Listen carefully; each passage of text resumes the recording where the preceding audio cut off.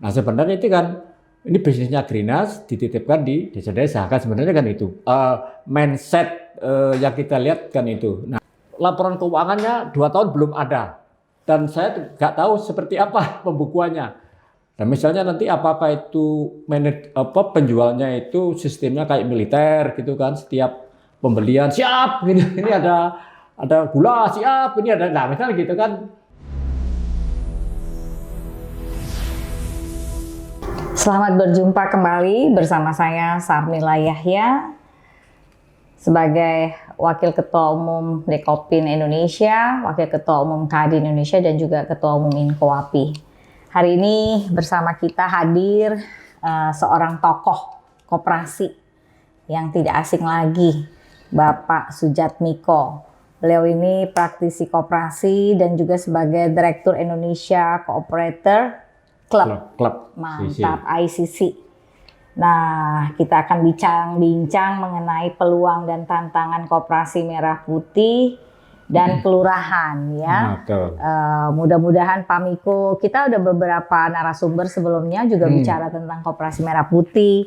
Tetapi lebih ke praktisi yang memang mereka bekerja di sana. Sebagai manajer sebagai manajer, sebagai peinisiator gitu ya. Memang mereka kerja. Nah, hari ini kita akan bincang-bincang apa sih menurut Pak Miko yang melatar belakangi lahirnya berdirinya koperasi merah putih di era Pak Prabowo ini menurut Bapak yang setelah Bapak ketahui. Kemudian nanti tolong dijawab juga bagaimana membedakan hari ini program-program koperasi merah putih dan juga koperasi lainnya yang kita tahu bahwa koperasi di Indonesia ini jumlahnya ada lebih dari 130.000 koperasi. 150-an ya? Ya, dulu sih 200.000 ya, tapi banyak yang udah diputihin ya, tidak diaktifkan lagi, legalitasnya ditutup tuh. Nah, jadi sekarang lebih kurang 130.000 lebih. Jadi apa yang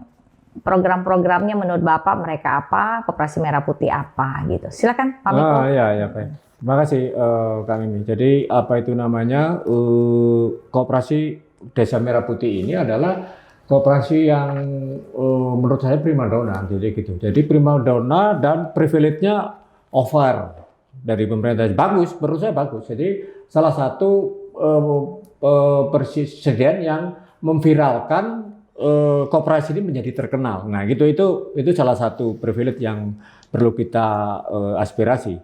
Terus kedua yang melatar belakang ini adalah ya memang Presiden Prabowo ini, beliau itu kan memang dilahirkan dari keluarga yang mempunyai mindset social thinking yang ekonomi keracyatannya itu memang udah kuat. Jadi misalnya gini, kakaknya Prabowo, Pak Margono itu salah satu pendiri bank BNI dan BRI kan, dan di situ kan membuat koperasi simpan pinjam itu di Purwokerto itu kakaknya Pak Prabowo. Terus beliau juga menginisiasi berdirinya BNI. Memang mindsetnya itu sudah ada, jadi pemikiran sosialisnya itu ada. Terus kedua, bapaknya adalah bangsawan ekonomi yang menginisiasi ekonomi Pancasila dan yang kemarin dipakai Presiden Prabowo untuk waktu Pilpres kan. Nah, dari situlah terus apalagi dulu Pak Harto. Nah, jadi beliau itu memang berkecimpung di koperasi itu sangat lekat banget. Nah, itulah yang mempengaruhi pemikiran seorang Prabowo. Makanya kemarin itu memang sengaja didiamkan sama Pak Prabowo. Nah, ini akan saya sampaikan setelah kalau saya menjadi presiden. Nah, sebelumnya kan MBG tuh. MBG kan memang itu program sudah disampaikan di kampanye, tapi kan koperasi merah putih kan nggak disampaikan. Nah, itu memang sudah endap karena apa, sebelum beliau ini kan pernah menjadi ketua HTI. Ya memang yang digembar-gemborkan itu adalah ekonomi kerakyatan. Nah, gitu loh kan. Namanya begitu kesempatan menjadi presiden, maka itu diprogramkan menjadi koperasi Desa Merah Putih yang terdiri dari kelurahan dan desa itu yang melatar belakangi ya. Terus keduanya adalah Presiden Prabowo itu memang sengaja mengaitkan nanti bagaimana Koperasi Merah Putih ini menjadi produsen untuk memasok ke MBG. Sebenarnya kan gitu. Jadi ada sayuran, ada peternakan. Nah itu memang sinkron. Karena saya melihat dari Inpresnya nomor 29 tahun 2025 ya. Itu kan mulai dari ketahanan pangan ya, Menteri Pangan sampai Kominfo itu ada semua. Dan itu memang terkait dengan Badan Gizi Nasional. Nah itu ada kaitannya sebenarnya begitu.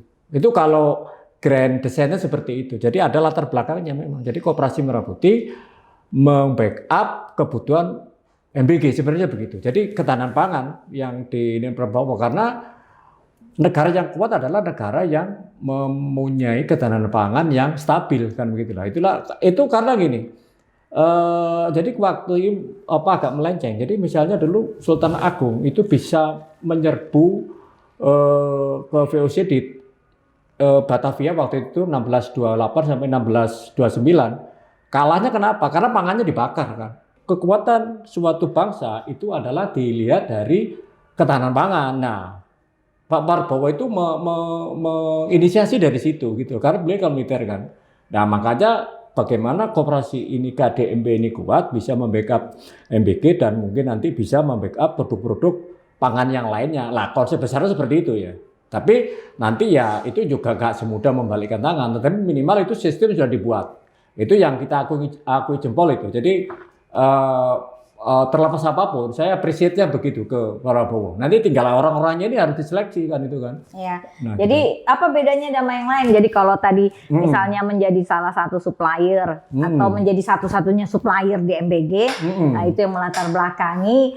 Nanti kalau misalnya satu-satunya yang menjadi supplier di MBG, koperasi-koperasi lain atau UKM-UKM lain masih mendapat kesempatan ya itu kalau begitu kan.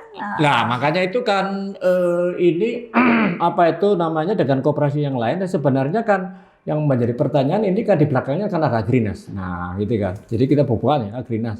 Di situ nih ada manajernya KDMP.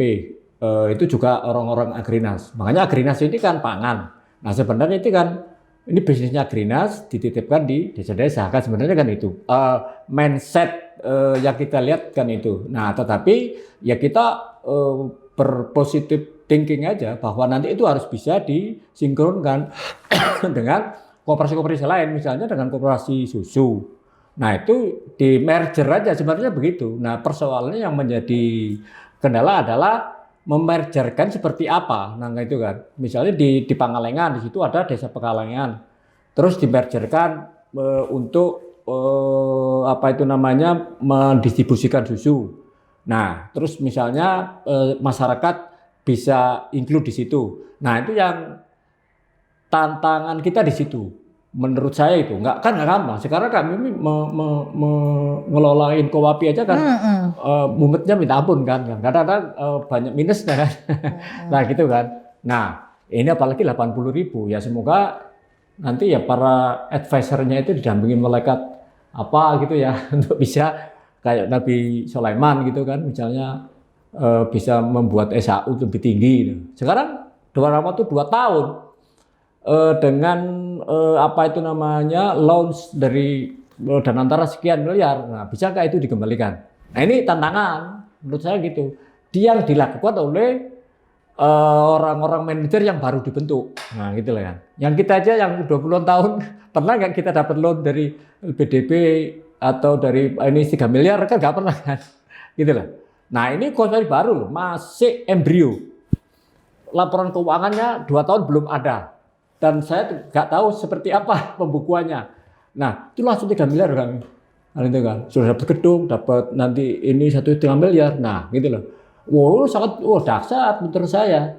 Nah ini bagaimana nanti ini bisa diselamatkan dan dikembangkan. Karena kan targetnya 2 tahun nanti ini. Kata salah satu teman saya konsultan di Agrinas katanya 2 tahun nanti ini akan para manajer ini akan disalurkan ke beberapa BUMN. Nah terus KDMP diapakan? Nah ini yang menjadi tantangan. Peluangnya ya banyak kan itu.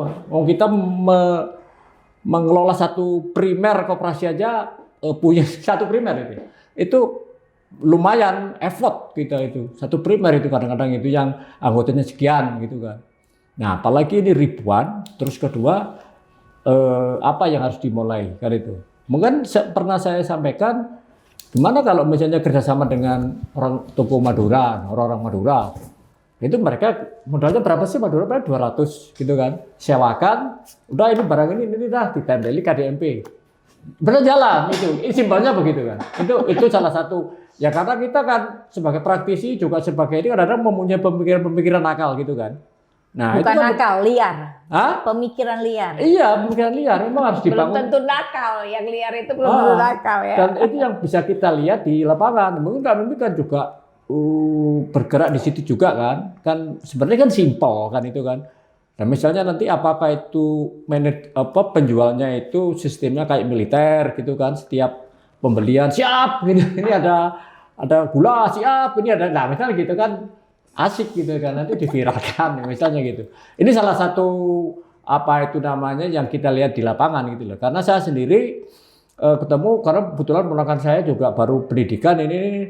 Nah, kamu itu prototipenya sudah militer gitu kan. Ya mudah-mudahan bisa, tapi alhamdulillah saya bantu. Ini caranya mengelola retail, ini cara membangun apa itu namanya usaha secara ini saya iniin. Ya karena saya sebagai aktivis dan sebagai penggerak merasa bertanggung jawab. Karena apa yang tes di waktu tes pertama, yang tes di Agrinas itu ponakan saya yang didekan malah saya sendiri. Ponakan saya nyantai, malah saya yang ketir-ketir. Kalau gimana aku nggak keterima kan gitu kan. Masa ponakannya Pak Miko.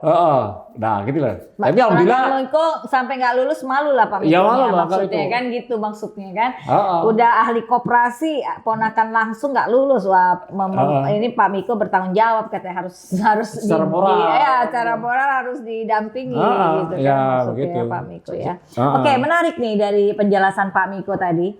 Jadi ada unsur kehati-hatian kita juga nih seharusnya karena nama koperasi hari ini dipertaruhkan ya secara nasional. Kalau ini benar berhasil, akan nama koperasi itu mengangkat apa growing up lah gitu ya. Tapi kalau nggak berhasil, ini akan menjadi tanggung jawab kita bersama gitu kan. Dan oleh karena itu suka tidak suka, mau tidak mau seharusnya kita sebagai aktor-aktor koperasi ikut mendukung. Nah, oleh karena itu menurut saya jangan kita diskusi antar kita berdua nih Mas Miko. Kapan-kapan kita harus mengundang Agrinas. Iya betul. Jadi nanti Kop TV ngundang Agrinas supaya ada sosialisasi yang sampai masyarakat. Mas Miko aja tadi banyak banget pertanyaan-pertanyaan yang harusnya nggak perlu lagi ditanya, yang harusnya bisa dijawab oleh kita semua kan. Jadi SOP-nya seperti apa, planningnya mau kemana, kayaknya sosialisasinya nih yang kayaknya dibutuhkan banget ya, dan tidak eksklusif. Jadi kita melihat ini pembangunan koperasi Desa Merah Putih ini kesan saya ya kayak eksklusif gitu karena tidak terinfo dengan baik. Padahal maksudnya Pak Prabowo-nya bagus banget, visinya bagus banget. Tapi dalam pelaksanaannya tidak terinfo ke masyarakat. Jadi sebenarnya masalahnya di komunikasi nih. Jadi nanti mungkin Kop TV habis ini kita akan mengundang dari pihak Agrinas ya. Dan juga contoh-contoh koperasi Merah Putih yang memang ada dikelola oleh Agrinas. Kemarin saya ke salah satu koperasi Desa Merah Putih di Jakarta Selatan. Mereka itu tidak pakai Agrinas, mereka mandiri. Ada yang mandiri juga. Jadi tidak semua juga di bawah koordinasi Agrinas, tidak 100%. Jadi mungkin di daerah-daerah terpencil, daerah-daerah yang tidak cepat terakses ya. Tapi ada beberapa yang sudah jalan koperasi Merah Putih, khususnya yang di Jakarta lah ya. Saya pernah lihat itu mereka modal sendiri, mandiri sendiri, kelola sendiri, dan mereka bersaing seperti layaknya toko koperasi lainnya. Jadi nanti mungkin kita bisa urung-rembuk dengan Agrinas, mungkin nanti kita Kop TV nih minta Agrinas untuk menjelaskan, kita ngasih input kan itu kan. Bagaimana kita mendengarkan secara langsung lah. Sebenarnya mau kemana nih Agrinas dengan Koperasi Desa Merah Putihnya kan? Karena kita untuk mengelola banyak begitu, Mas Miko, sebenarnya nggak susah kalau menggunakan sistem. Jadi kalau kami ini tadi bilang ngelola Inkopi, alhamdulillah Inkopi nggak susah. Kita juga mengelola UKM khususnya warung ya. Kita nggak ada yang bentuknya kayak minimarket ya, tapi warung-warung. Kita ada 300.000 sekarang. Alhamdulillah nggak susah. Iya, jadi kita nggak susah sebenarnya karena kita punya sistem yang ini yang kita pakai brandnya itu Sahara. Ya, jadi betul. Kalau kita jangan khawatir lah, insya Allah kalau kita punya sistem digitalisasi, insya Allah kita sukses. Jadi Mas Miko dan teman-teman yang lain juga kan tidak harus khawatir. Ngelola 80.000 gimana nih? Gini, aduh insya Allah Agrinas pasti mampu mumpuni. Makanya nanti itu tadi perlu Agrinas menerima masukan dari kita kan. Nah gitu loh. Jadi ini benar Kakak Mimi tadi, bukan eksklusif, ini udah milik masyarakat kan. Jadi yang apa itu namanya melanjutkan dari pertanyaan kedua tadi, apa itu namanya KDMP dengan koperasi umum itu kan apa sih sebenarnya sih menurut saya nggak ada perbedaan ya. Jadi cuman sekarang terkesan eksklusif tadi itu. Jadi mereka juga mempunyai apa itu namanya cara pandang dan eksklusivitasnya itu juga sendiri gitu kan. Misalnya sekarang secara pendidikan manajer, mereka bergandengan dengan TNI kan itu kan. Tapi kalau di kita kan nggak ada gitu kan. Mungkin kita ajari sendiri atau mungkin training seminggu udah jadi. Ini 1,5 bulan kan itu kan. Jadi yang 1,5 bulan mereka training. Masya Allah, itu mulai, tiap hari. Baris berbaris, menembak, terus intelijen, apalagi gitu ya nggak ada terjun payung aja. Karena saya langsung ngobrol dengan pendengar saya gitu kan. Nah, tapi kita melatih manajer kan nggak sampai gitu kan. Mungkin kita adakan FGD, kita adakan training di hotel 1 minggu udah cukup lah. Mereka yang penting graduate-nya sudah mampu kan begitu. Nah, makanya itu yang menjadi perbedaan. Terus kedua adalah rekrutmen anggota kan itu kan. Rekrutmen anggota kan dari masyarakat sebenarnya. Dari masyarakat membentuk, terus kedua mereka mengusulkan siapa pengurus pengawasnya. Nah, gitu kan. Nah, untuk yang menjadi anggota, itu juga semua orang yang berKTP bisa menjadi anggota koperasi. Mendaftar ataupun tidak mendaftar kan. Jadi metodenya dirubah. Karena apa? Koperasi Desa Merah Putih ini dibangun berdasarkan dana APBN. Dana pajak-pajak kita, dana APBN. Yang notabene nanti itu harus dipertanggungjawabkan. Jadi hasilnya ini memang untuk rakyat, dari rakyat untuk rakyat. Gitu permodalannya itu. Jadi sebenarnya pinjaman 3 miliar ataupun berapapun itu sebenarnya itu ada kepastian pembayaran dari dana APBN itu tadi. Iya, makanya tidak menjadi tanggung jawab penuh, menjadi tanggung jawab misalnya nggak untung tuh gimana gitu bayar bunganya atau gimana tuh. Ya iya, jadi sebenarnya kalau secara profesionalismenya sebenarnya ya itu dipinjamkan ke misalnya Koperasi Merah Putih Desa Ciberem misalnya gitu kan. Ya sebenarnya pengurusnya itu nanti bertanggung jawab mengembalikan kan gitu kan. Mengembalikan bunga bulanan dan pinjaman pokok kan itu sebenarnya gitu. Terus apa yang dilakukan? Nah, mereka sebenarnya kan menghitung. Nah, tapi kalau ini kan dari atas gitu kan. Yang pinjam ke Danantara Agrinas. Nah, kan itu. Nah, terus nanti yang melebihan Agrinas. Terus split waktunya adalah 2 tahun. Nah, setelah itu dievaluasi kan itu. Nah, kalau 2 tahun itu evaluasinya nggak bagus. Nah, ini seperti apa? Nah, gitu kan. Ini kan juga menjadi. Tapi menurut saya BEP 2 tahun itu resikonya besar. Iya, besar. Karena kan kalau kita bisnis biasanya paling minimum itu 3 tahun. 3 tahun. BEP biasanya ya. Tapi kalau sampai 2 tahun itu waduh prosesnya agak cepat itu. Biasanya kita ambil itu 3 tahun. Saya selalu mengelola bisnis tuh selalu apalagi kita retail 3 kan, tahun. Iya, retail splitnya kecil kan. Untungnya kecil. Jadi nggak kalau sampai 2 tahun tuh waduh ekstra banget tuh. Karena kan kontraknya mereka 2 tahun. Mampu nih. Kontrak kerjanya kan. Jadi berdasarkan kontrak kerja dari dari manajer gitu kan. Itu aja dari manajer dan gedungnya sudah ada kan gitu. Gedung sekarang kan belum semua gedung ada di gedung KDMP-nya itu. Makanya saya kemarin sampai mempunyai pemikiran nakal itu, kalau memang nggak ada, ya udah kita kerja sama aja dengan orang Madura. Tahu nggak mereka kan itu kan bagaimana menjadi grosir, bagaimana nyari barang-barang murah, mereka kan paham. Nah, gitu. Ya udah titipin aja ke orang Madura, tapi di situ di plat misalnya. Atau kerjasama antar koperasi. Antar koperasi. Kan koperasi kan juga aja. punya. Kayak gini. Iya. Misalnya kami ada. Iya. Ya kenapa nggak dititipin ke Inkowapi aja? Iya. Selesai persoalan kan gitu kan. Nah, gitu sebenarnya gitu. Nanti perlu kita rayu itu. Iya. Kalau nggak ada udahlah serahkan dah ke Inkowapi. Nanti tinggal kita branding. Iya. Ada itu. Jadi kayak dulu Indomaret Alfamart Inkopti, Alfamart Kopindo itu ada. Nanti bisa aja nanti KDM, Inkowapi.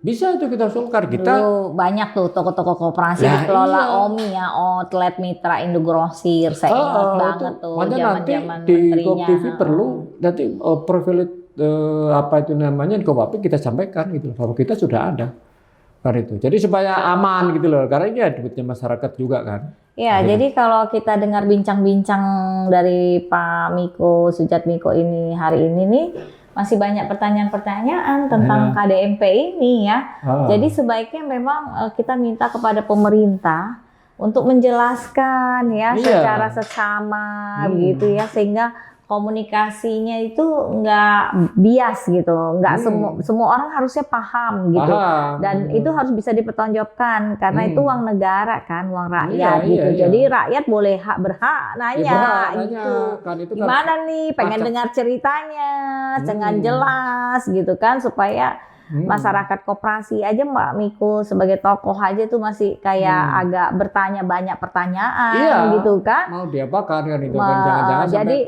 jadi banyak pertanyaan itu udah harus terjawab segera karena Oktober ini insya Allah nih udah 2 tahun nih kepemerintahannya Pak Prabowo kan. Jadi kita lihat nih Kementerian Koperasi udah 2 tahun ini apa nih yang dikerjakan nih. Iya.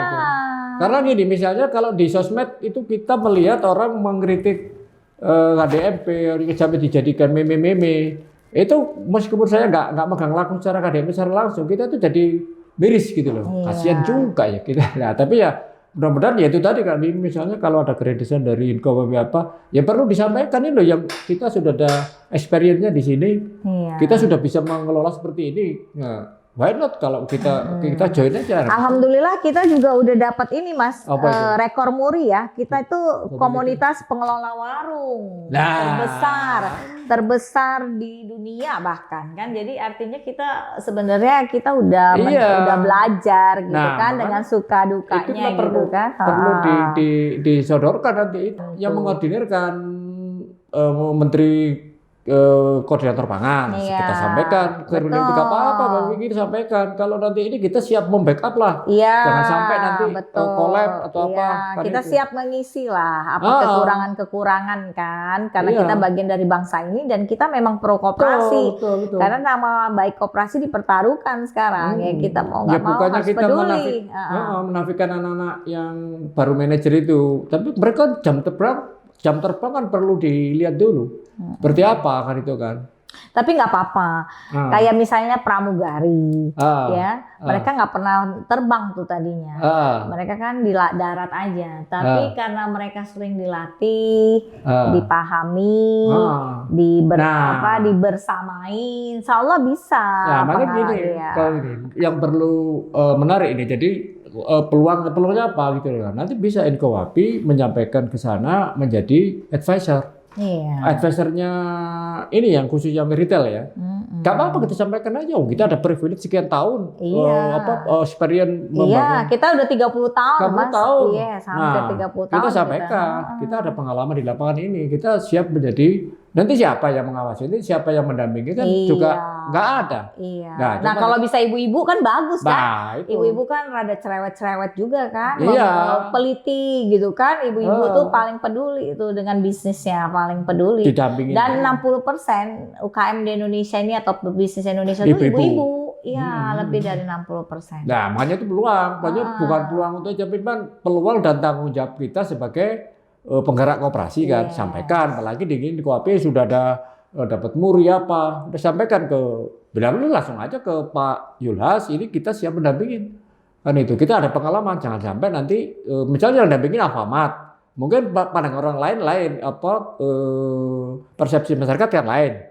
Tapi kalau yang mendampingi sama-sama koperasi, satu sama-sama masyarakat, genrenya sama. Nah ini akan akan saling menguatkan. Nah menguatkan akan percaya masyarakat. Oh ya udah kalau udah didampingin Incoapi karena sudah ada privilege ini, ya mungkin itu akan bisa menyelamatkan lah dari pandangan negatif masyarakat kan gitu. Sementara kan cuma dibuat meme-meme aja kan, KDMP buat guyon-guyonan yang ingin gedung di. Ya, kita mendukung Pak Prabowo supaya mimpi besarnya mensejahterakan rakyatnya, mensejahterakan anggota, mensejahterakan, memudahkan dan ketahanan pangan itu betul-betul tercapai. Itu kita wajib bantu. Iya, harus dibantu. Kita bantu. Dan ya, karena kita menguatkan, itu kan juga keinginan kita sebagai aktivis koperasi kan. Ya udah disampaikan. Nah, di saat ini sudah diwujudkan ya bagaimana kita ikut membantu kan. Itu salah satu itu ada. Gak apa-apa Kak Mimi bersurat ke presiden atau ke ini bahwa kita siap menjadi advisor kan itu. Ya. Oke. Saya rasa cukup bincang-bincang kita hari ini bersama Pak Miko, Sujatmiko. Beliau ini adalah tokoh besar yang memang punya buku juga ya Pak Miko ya. Bukunya apa judulnya? Pengetahuan Dasar Perkoperasian. Terus kedua, ya caranya RAT, caranya menghitung SHU, terus struktur organisasi di Indonesia seperti apa. Terus yang kedua, analisa mengenal usaha koperasi. Jadi, oke, luar biasa. Nah, nanti teman-teman bisa juga baca bukunya. Demikian kami sampaikan, mudah-mudahan bermanfaat. Billahi taufiq walhidayah. Wassalamualaikum warahmatullahi wabarakatuh.